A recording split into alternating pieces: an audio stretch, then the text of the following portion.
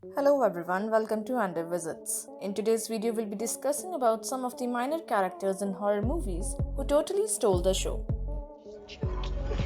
Zelda's choking. And they'll come home and they'll. From chilling ghosts and ill family members to babysitting charges with attitudes, as well as evil doppelgangers and even celebrity cameos. The minor characters who overshadowed their films are fine, electric bunch of sometimes terrifying and always spellbinding personas who often have us wishing the film had spent more time with them. Oh, no. No.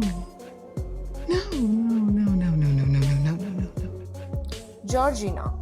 Jordan Peele's seminal social justice horror Get Out is filled to the brim with remarkable performances.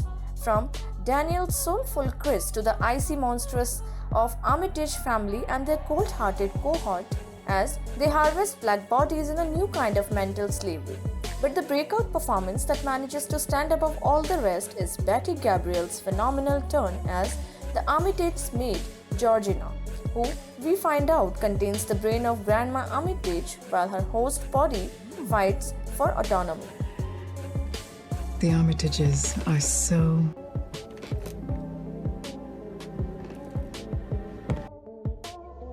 I had to feed her sometimes. I hated it. Zelda. Mary Lambert's 1989 adaptation of Stephen King's Pet Semetary is at its heart a story about grief and trauma, and how the avoidance of healthy coping mechanisms for loss leads to monstrous events. One of the fundamental traumas that shapes the story involves Rachel's Creed and her ill sister Zelda, who suffers from a horrible case of spinal meningitis that leads to severe physical and mental disabilities. While it's not Zelda's fault that she's sick, nor was it Rachel's fault that her parents were forced to her take care of her older sister, Rachel's moment of rebellion is not answering her sister's calls leads to Zelda's untimely death and an event that haunts Rachel for the rest of her life. She started to convulse and I thought she's choking. Zelda's choking. And they'll come home and they'll.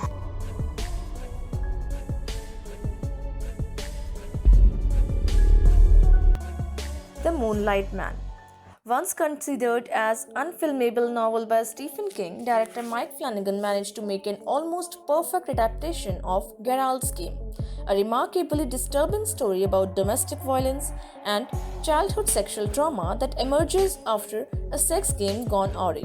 While Jessie Burlingame is handcuffed to a bed watching a German shepherd eat her dead husband, Gerald, she begins remembering her past in vivid technicolor. Then one night Jessie wakes to see a monstrous figure lurking in the corner of the room, and she believes to be a hallucination caused by dehydration and stress. In an incredibly shocking turn for an already intense story, the Moonlight Man turns out to be an actual serial killer working the area who was waiting for Jessie to die before having his way with her dead body. First-degree murder. 21. The Tyler Family. Jordan Peele's sophomore feature, Us, fully belongs to Adelaide Wilson and her family as they are confronted with primal clan of creepy doppelgangers. Worse still, these lookalikes have a terrible plan in mind for the Wilsons and all of America. However, Us is forced to share the spotlight with another group of characters thanks to a double set of remarkable performances from Tim Heidecker and Elizabeth Moss. The duo plays Josh and Kitty, the sort of rivals to the Wilsons as well as their terrifying clones.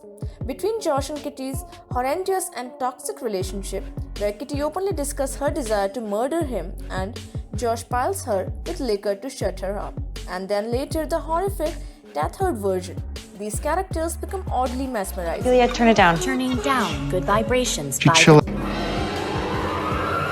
ever. The Grady Twins. In Stanley Kubrick's adaptation of The Shining, little Danny Torrance finds himself tormented by two ghost girls known as the Grady Twins. However, they were actually 8 and 10 years old respectively, both in Stephen King's novel and the Kubrick script. But thanks to their matching dresses and similar appearances, The title of Grady Twins has stuck, even though it's not an accurate description. Still, these two girls have haunted the nightmares of many fans of The Shining, largely thanks to their catchphrase, "Come play with us forever and ever."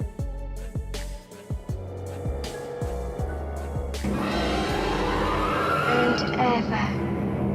So, which one is your favorite among all? Do share in the comments section. Thank you so much.